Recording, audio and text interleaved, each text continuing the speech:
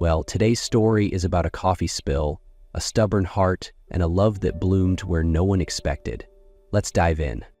That morning, New York pulsed with its usual chaos: honking horns, racing feet, and zero patience. Lena Carter pedaled furiously through the narrow streets of Brooklyn, her rickety old bike swerving between cabs and pedestrians. In the wire basket sat 2 cups of steaming hot coffee, balanced precariously on a paper tray. Timing was everything. One late delivery meant no tip, and no tip meant one more delay in paying the hospital for her little sister, Mia, who lay hooked to machines in a Bronx medical center. Lena, 24, didn't stand out in a crowd. Brown hair pulled back, a delicate face always edged with worry, but she was fierce in spirit. Working long hours at Maple Brew, she had grown used to exhaustion. Survival was her everyday routine. Meanwhile, across the river in Manhattan, Julian Westwood, 31, CEO of Westwood & Co., leaned against his sleek black Bentley. He had just arrived outside the towering headquarters of his real estate empire. Clad in an immaculate cream-white suit, he scanned the street with the usual icy detachment. Julian was the portrait of power: chiseled features, piercing blue eyes, and an aura that made people keep their distance. But no amount of control could stop what happened next. A flash of movement, then crash. Lena's bike clipped the curb and veered right into Julian. The coffees flew. Scalding liquid splattered across his chest, dark stains blooming on his pristine suit. Lena stumbled and hit the ground, breath knocked out of her. "Oh my God, I'm so sorry. I'll pay for your suit, I swear," she gasped, fumbling with a crumpled napkin from her pocket. Julian looked down at the mess, then met her eyes. Cold, calculating. "Do you think spilling coffee on me is some kind of trick to get attention?" Lena froze, blinking. Then her cheeks flushed, this time not from fear, but fury. She stood up, barely reaching his shoulder. "Get your attention? Please. You think the whole world is dying to get close to some arrogant suit like you? I'm just doing my job." People began to slow down, watching the exchange. A petite barista versus a Wall Street king. Julian raised an eyebrow, unused to defiance. With a mocking smirk, he turned away. But as he walked off, something about her stayed. The clumsiness, the fire, the way she didn't flinch. Julian didn't realize it yet, but that moment had just shifted the course of his perfectly ordered life. 3 days had passed since the coffee incident, and Lena had tried to forget the man in the cream-white suit. Life didn't give her time to dwell. Mia needed treatment, rent was due, and every tip from Maple Brew counted like gold. That evening, Lena volunteered to serve at a high-profile charity gala held at the Grand Astoria Hotel, a venue so extravagant it felt like a different planet. She wore a borrowed black dress and clutched her tray tightly, gliding silently between crystal chandeliers and $1,000 gowns. Lena wasn't there for glamour or live orchestra music. She came for one thing: hope.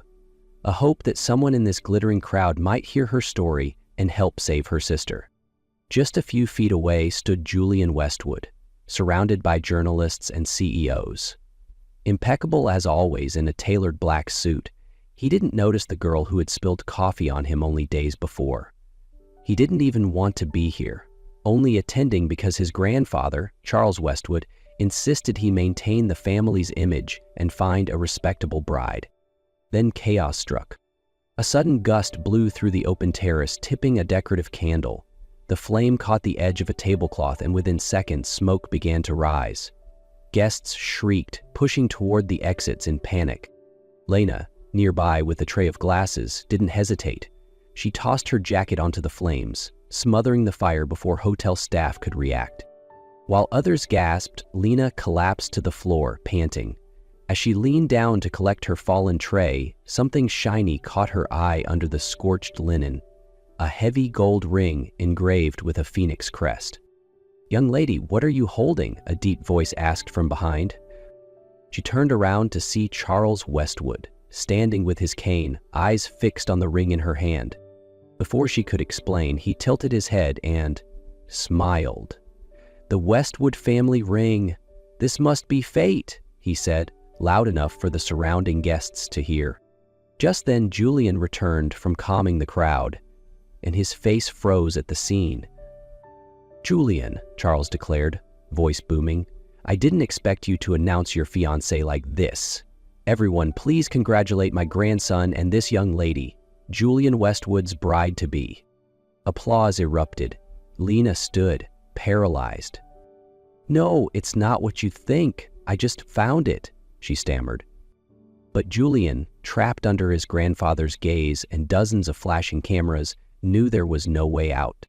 "Yes," he said flatly, his voice like ice. "She's my fiancée." The morning after the gala, Lena still couldn't wrap her head around what had happened. Her name had made it to tabloids across the city under headlines like, "Julian Westwood's mysterious fiancé, who is the girl in black?" Maple Brew was swarmed with reporters. Lena hid in the back, shaking, trying to disappear into the walls. That afternoon, as a soft drizzle soaked the streets, Julian walked into the cafe. His dark gray suit clung damply to his tall frame. Lena looked up from wiping the counter, her eyes red. He didn't waste time. "We need to talk," he said flatly. They moved to a quiet corner behind the counter. Julian pulled out a folder and placed it on the table. "A contract. I'll cover all of your sister's medical bills, no limit. In return, you marry me, just for a year. After that, we walk away." Lena stared at him, unblinking, her jaw clenched. "You think I'm a piece on your family's chessboard?" she snapped, her voice shaking. She stood and walked off. The next morning, the hospital called. Mia's surgery had been postponed. The sponsor had pulled funding. Suddenly, without explanation, Lena's heart sank. She didn't need to ask why. That afternoon, Julian returned. The same contract, the same cold expression. "Your sister can have surgery today, or she can wait, and she won't survive the wait." Tears filled Lena's eyes, burning with rage, but she signed. 3 days later, the wedding took place in the Grand Astorius Ballroom, the same venue as the gala. The ceremony was extravagant. Her dress, flown in from Paris, shimmered with pearls and white lace. It fit her like a dream. Or a cage. Lena looked at herself in the mirror and whispered, "I look like a princess, but feel like a prisoner." Julian slipped the ring on her finger with a blank expression. When the priest declared them husband and wife, Lena turned her face slightly, forcing a smile for the cameras. That night, she followed Julian into the Westwood mansion, a sprawling estate on a hill, surrounded by glass and silence. "Your room's on the second floor. I'm rarely here. Don't touch my things," he said without a glance. Lena stood in the grand foyer, clutching her old canvas bag, swallowed by the emptiness. But she didn't break. The next morning, she walked out into the overgrown backyard. Weeds and wild shrubs had taken over. She rolled up her sleeves, knelt in the dirt, and began to clear it. "If life's going to lock me in a cage," she whispered, "then I'll bloom inside it." 3 weeks had passed since Lena became Julian Westwood's wife, at least in name. Life in the mansion remained cold, quiet, and as distant as the glass walls that surrounded them. They lived like parallel lines. No warmth, no words beyond the necessary.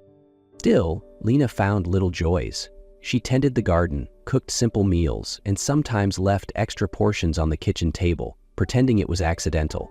Julian ate them without comment.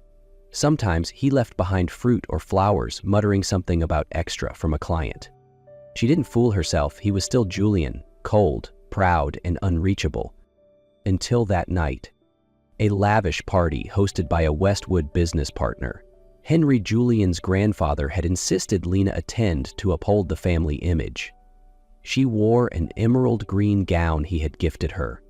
Her hair softly curled, makeup subtle, yet striking enough to draw attention. Julian didn't offer a word of compliment. In the glittering room, Lena stood near the drink table, a glass of orange juice in her hand.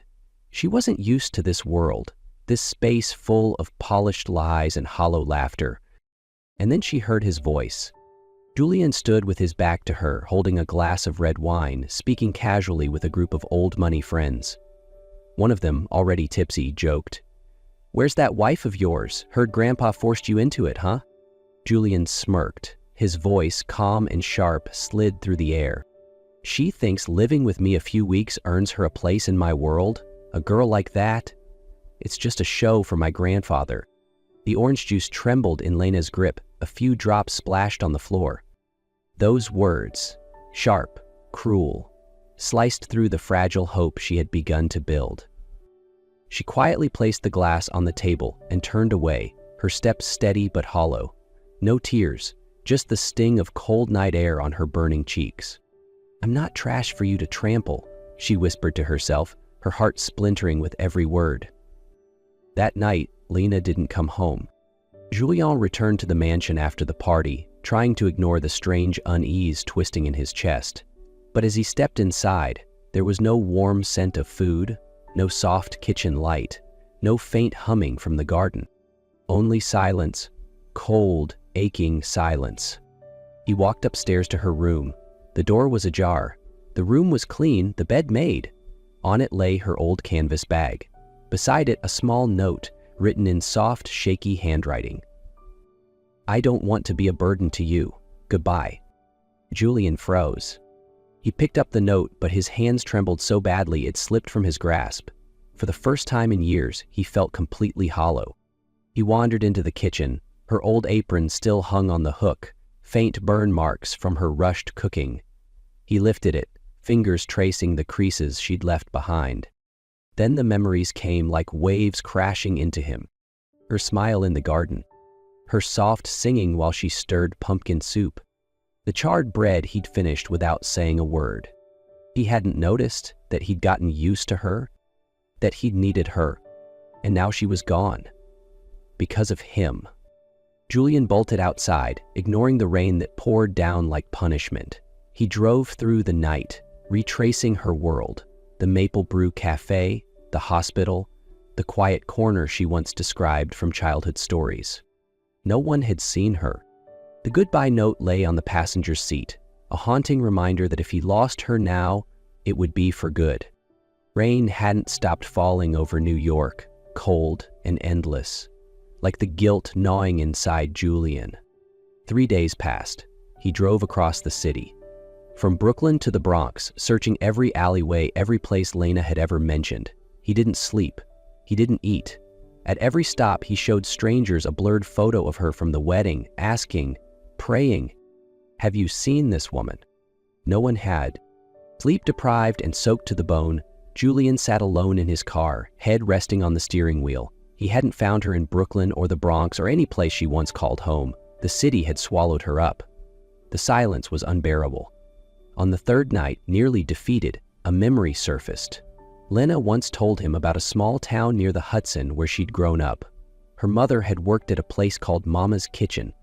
Without hesitation, Julien drove through the storm, over bridges, down unfamiliar highways. He followed that one sliver of hope. At dawn, he pulled up in front of a roadside diner. The old wooden sign still glowed faintly, Mama's Kitchen.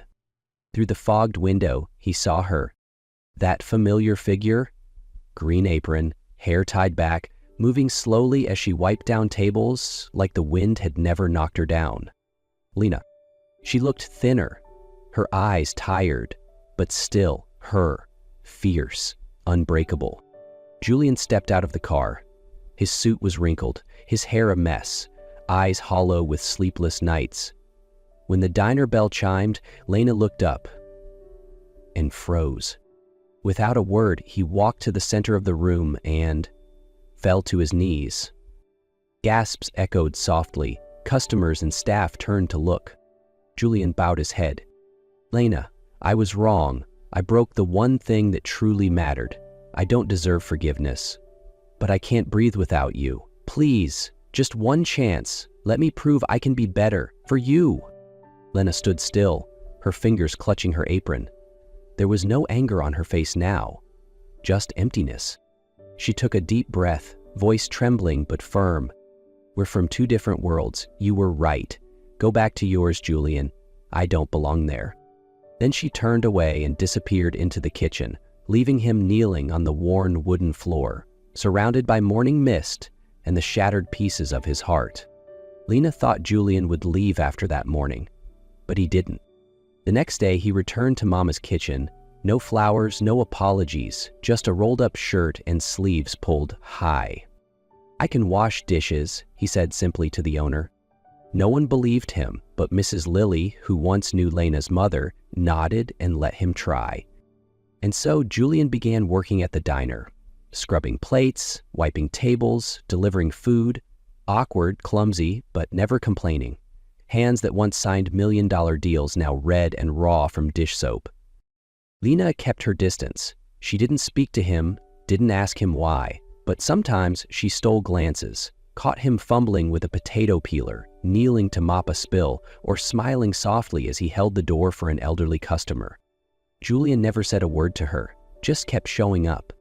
Then one morning, after a long closing shift, Lena stepped out of her tiny apartment, coughing hard, and found a paper bag of medicine waiting on her doorstep, a small note attached.